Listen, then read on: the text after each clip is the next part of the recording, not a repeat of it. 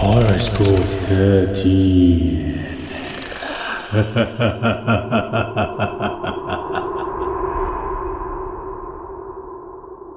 नमस्कार दोस्तों, आप सभी का स्वागत है मेरे चैनल हॉरोस्कोप 13 पे। मेरा नाम सुलभ है और एक नए एपिसोड में आप सभी का फिर से एक बार स्वागत है। दोस्तों, आज जो कहानी मैं आपके सामने लेकर आया हूँ वो मुझे मेरे ही एक लिसनर ने भेजी है जो वेस्ट बंगाल से बिलोंग करते हैं।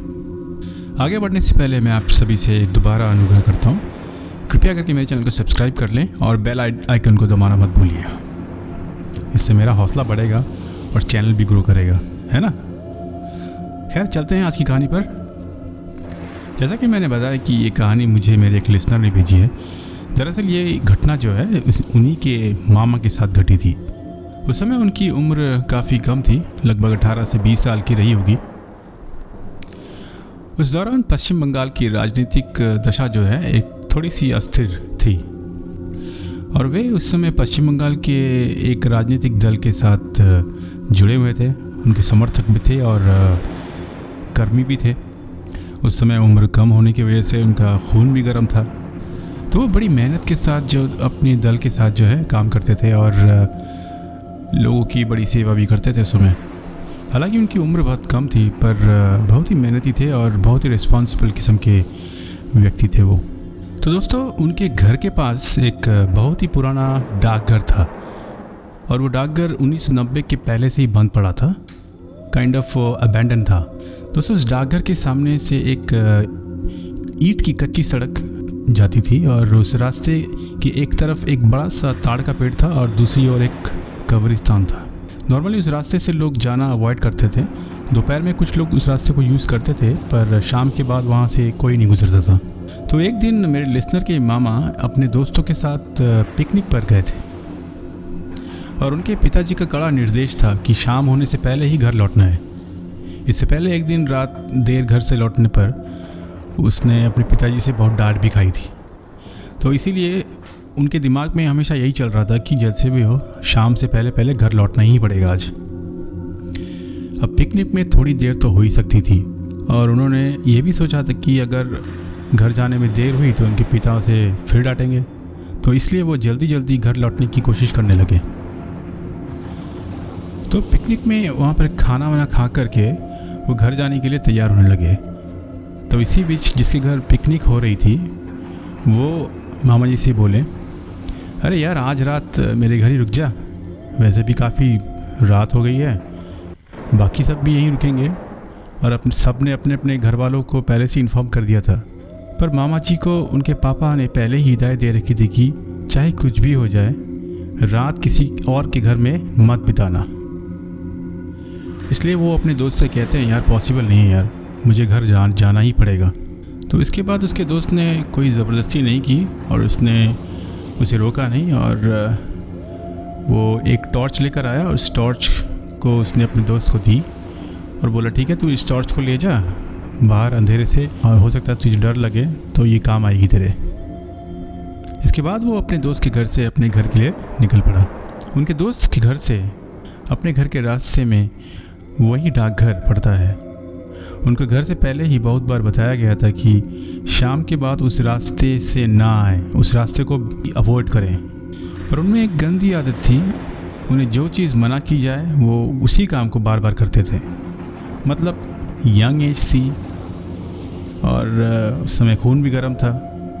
अगर कोई कुछ मना करे तो उनका ईगो हर्ट होता था, उन्हें ख़राब लगता था और वो ये भी सोचते थे मैं तो अभी जवान हूँ और ये डर वर क्या है, लोग खामखा इस डाकघर वाले रास्ते से डरते हैं। तो उनके घर जाने के लिए एक लंबा रूट भी था पर डाकघर वाला रास्ता जो था वो उनके लिए एक शॉर्टकट था। तो उन्होंने सोचा चलो डाकघर के रास्ते ही चलते हैं, घर जो है जल्दी पहुंच जाएंगे। इसके बाद वो उस टॉर्च लाइट को जलाकर उसी रास्ते से आने लगे।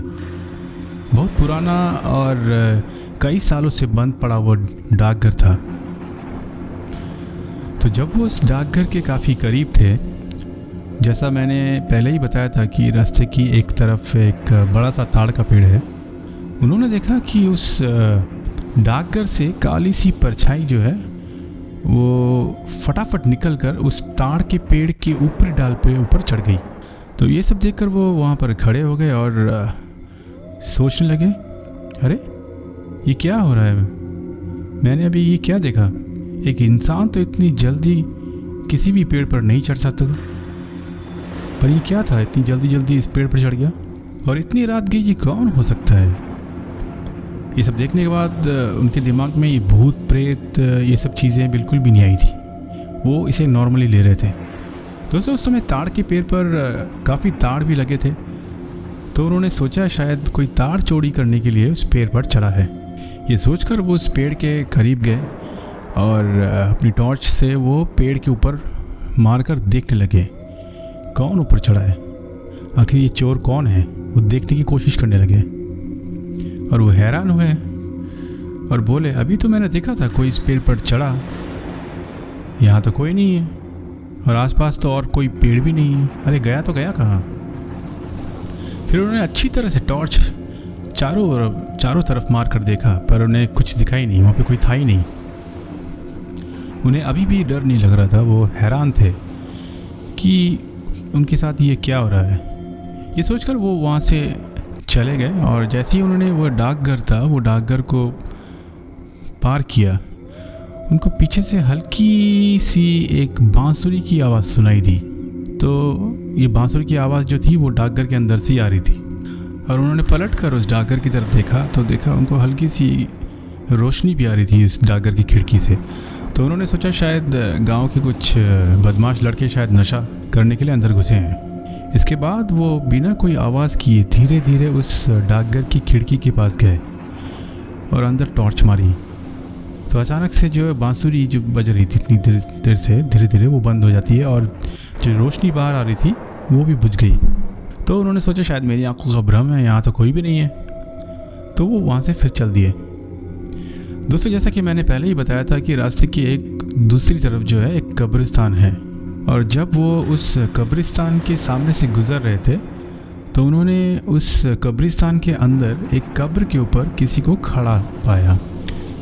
दोस्तों उस रात चांदनी रात थी, उन्हें साफ दिखाई दे रहा था कि उस कब्र के ऊपर कोई खड़ा है और ये वही परछाई थी जिसे उन्होंने उस ताड़ के पेड़ पर चढ़ते हुए देखा था। इस बार उन्होंने उस कब्रिस्तान के अंदर उस परछाई की ओर टॉर्च मारी तो उन्हें वहाँ कोई नहीं दिखा। वो परछाई जो थी वो गायब हो चुकी थी। इस बीच से दोस्तों एक और घटना घटी। वो फिर से वही धीमी सी बांसुरी की आवाज़ सुनने लगे, पीछे से वही आवाज़ आ रही थी। इसके बाद वो मुड़कर फिर उस डाकघर की तरफ जाने लगे। वो जितना उस डाकघर के पास जा रहे थे बांसुरी की आवाज़ उतनी ही स्पष्ट रूप से सुनाई दे रही थी। उन्हें फिर डाकघर की खिड़की से वही हल्की सी रोशनी दिखाई दी। इस बार जो बांसुरी की आवाज़ थी या फिर जो रोशनी थी वो दोनों ही बंद नहीं हुई और जब उन्होंने अंदर टॉर्च मारी तो उन्होंने उस काली परछाई को देखा। ये काली परछाई कोई इंसान नहीं थी दोस्तों, एक जंतु की तरह कुछ था जिसके शरीर पर लंबे लंबे बाल थे। उस परछाई पर जब रोशनी पड़ी टॉर्च की तो उसने एक छलांग मारी और वो वहाँ से गायब हो गया। अब उन्हें समझ में आ रहा था कि इतनी देर से उनके साथ जो भी घट रहा है या फिर वो जिसको फॉलो कर रहे थे वो कोई इंसान नहीं था और जो भी घटा है वो एक माया जाल था। इसके बाद वो एक पल वहाँ पर नहीं रुके और वहाँ से अपने घर के लिए निकल लिए। वो घर से अपने घर से कुछ ही दूरी पर थे तो उन्होंने फिर उस परछाई को जो है अपने सामने पाया। इस बार उस परछाई को बगल में रख के वो अपनी पूरी ताकत से वहाँ से भाग खड़ा हुआ और भागते भागते वो पीछे देख रहा था तो उसने देखा कि वो जो परछाई थी वो हवा में तैरते तैरते उसके एकदम करीब आ गई और पता नहीं किसी एक वस्तु से उसने अपनी पूरी ताकत से उसके बाएं कंधे पर प्रहार कर दिया और जैसे ही उसको वो प्रहार हुआ उसको कुछ याद नहीं है, वो वहीं पे गिर गया और वो बेहोश हो जाता है। उसकी आंख खुली तो सुबह के 6 बज रहे थे और उस समय आसपास कोई नहीं था और वो काफ़ी डरा हुआ था। वो जैसे तैसे किसी तरह से उठा और अपने घर चला गया। घर पहुंचने के बाद उसने दरवाज़ा नॉक किया तो उसकी माँ ने दरवाज़ा खोला तो उसने अपनी माँ से बोला, पापा को मत बताना कि मैं अभी आया हूँ, बताना कि रात को आ गया था। ये बोलकर वो अपने रूम में चला गया और वो सो गया। इसके बाद दोपहर के 1 बज जाते हैं, 2 बज जाते हैं, पर वो अपने रूम से बाहर नहीं आ रहा था। तो घर वालों को चिंता हुई। घर वालों ने उसको काफ़ी बार बुलाया लेकिन उसने दरवाज़ा नहीं खोला। तो सब लोग ने मिलकर जो है दरवाज़ा तोड़ा और देखा वो बिस्तर पे पड़े पड़े काँप रहा था, इतना तेज़ बुखार था उसको और वो अपनी जो बॉडी थी इसको बॉडी को हिला भी नहीं पा रहा था, तो दरवाज़ा कैसे खोले। तो ये सब देखकर उसके पिताजी जो थे वो बहुत गुस्सा हुए। उन्होंने पूछा कि बता आखिर क्या हुआ था कल रात को, तेरी ऐसी हालत कैसे हो गई। तो ये सब सुनकर उन्होंने जो है अपने पिता को सारी कहानी जो है विस्तार से बताई। तो ये सारी कहानी सुनने के बाद उसके पिता जो हैं वो गुस्से से लाल हो गए और उसी स्थिति में जो है उसको मारने के लिए गए। तो उनकी माताजी ने जो है उनको रोक दिया। उसके बाद उनके पिताजी बोलने लगे, इनको मैंने कितनी बार मना किया है कि उस रास्ते का इस्तेमाल रात को ना करें, पर ये बात सुनता ही नहीं हमारी। एक और चीज़ बताना चाहूँ दोस्तों, उसका जो बाया जो साइड था शरीर का, हाथ से लेकर पूरे पैर तक, वो बिल्कुल नहीं हिला पा रहा था, जैसे कि पैरालाइज हो गया वो। तो उनके पिता चिंता में पड़ गए। देखो यंग लड़का है, अगर ये ठीक नहीं हुआ तो क्या सारी उम्र ऐसी बिस्तर पे बिताएगा, हम क्या करें। जैसे कि उनके पिताजी को और उनकी मम्मी को, हालांकि वहाँ के सभी लोगों को पता था उस रास्ते में कुछ तो गलत है, तो उन्होंने ये जो प्रॉब्लम हुई थी इसके लिए वो डॉक्टर के पास नहीं गए, वो एक मौलाना के पास गए। दोस्तों ये लोग धर्म से मुस्लिम थे, इसलिए उन्होंने मौलाना के पास जाने का फ़ैसला किया। तो वो उन्हें लेकर मौलाना के पास गए। तो मौलाना ने बिना कुछ पूछे ही सब कुछ पहले से ही जान लिया, पता नहीं कैसे जान लिया। वो भी उन्हें डांटने लगे। उन्होंने बोला, जी तुम्हें पता है कि उस रास्ते से रात को जाना मना है, वहाँ पे एक पिशाच का वास है, रात को पिशाच वहाँ पे चला फिरा करता है, और तुमने उसे देख लिया और तुम पेड़ के पास गए, वहाँ पे टॉर्च मारने लगे, कब्रिस्तान के पास गए, उसको टॉर्च मारने लगे, उस डाकघर के अंदर भी तुमने टॉर्च मारा। तुम इतना परेशान क्यों किए कि उसको, वो चाहता तो तुम्हें जान से भी मार सकता था, पर तुम्हारी उम्र कम ही इसलिए उसने तुम्हें ज़्यादा नुकसान नहीं पहुंचाया। ये पैरालिसिस नहीं है, मैं तुम्हें कुछ झाड़ फूक कर दूंगा और कुछ पानी पड़ के दे देता हूँ, ये 1 हफ्ते बाद तुम ठीक हो जाओगे। और दोस्तों ऐसा ही हुआ। 1 हफ्ते बाद जो है मामा जी की तबीयत जो है बिल्कुल सही हो गई। उसके बाद से उनके साथ ऐसी कोई घटना नहीं घटी, और इसके बाद से उन्होंने उस रास्ते को शाम के बाद जाना, मतलब वहाँ पे शाम के बाद उस रास्ते को अवॉइड करते थे। तो दोस्तों ये थी एक सच्ची कहानी। उम्मीद करता हूँ आपको अच्छी लगी होगी। अगर अच्छी लगी तो कमेंट करें और कृपया करके मेरे चैनल को सब्सक्राइब कर दो, थोड़ा सपोर्ट करो, तभी मेरा चैनल ग्रो कर पाएगा और मैं आपके लिए निरंतर जो है भूत की कहानियाँ लेकर आता रहूँगा। सुनने के लिए आप लोगों का बहुत बहुत शुक्रिया। आप अपना ख्याल रखना। धन्यवाद।